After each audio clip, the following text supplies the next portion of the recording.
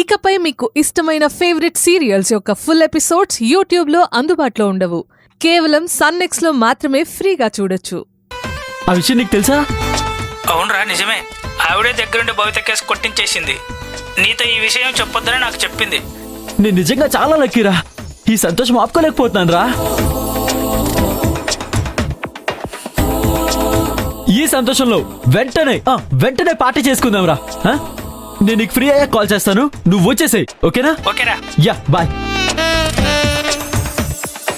ఏమైంది విశ్వ? ఏంటి అంత ఎక్సైట్ అవుతున్నావు? అది సంధ్య.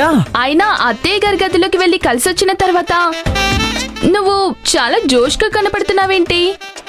అవును సంధ్య, అత్తయ్య నాతో మాట్లాడిన మాటలన్నీ నిజమో అబద్ధమో తెలియక కన్ఫ్యూజ్ అవుతున్నాను. అందుకే నీకింతవరకు చెప్పలేదు. అయితే ఇప్పుడు చెప్పు, ఏంటి అంత సంబరపడిపోయే విషయం? అదే, నా మీద భవిత కేసు ఉంది కదా. హా, తెలుసులే ఆ వ్యవహారం అంతా. హే, ఓ ఓ, ఆ కేసులన్నీ మా అత్తయ్య విత్డ్రా చేసేశారు.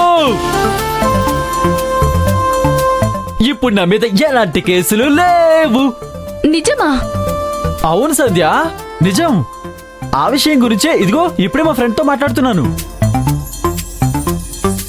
ఇప్పుడు నా మీద ఎలాంటి కేసు లేకుండా ఫుల్ ఫ్రీ అయిపోయాను. yes. ఉన్నట్టుండి మీ అత్తయ్య ఈ కేసులన్నీ ఎందుకు విత్డ్రా చేసినట్టు? అవన్నీ నేను అడగలేదు సంధ్య. నాకు మంచి జరిగింది, అది చాలు. అత్తయ్య నా మీద ఎందుకింత ప్రేమ చూపిస్తుందో నాకైతే అర్థం కావట్లేదు. అదేం కాదు, నీ మీద కేసులుంటే రేపొద్దున పోలీసులు నిన్ను వెతుక్కుంటూ వస్తారని అత్తయ్య అలా చేసుంటారు. నీ మీద నిజంగా ప్రేముంటే ఇది వరకు కూడా అలాగే ఉండాలి కదా.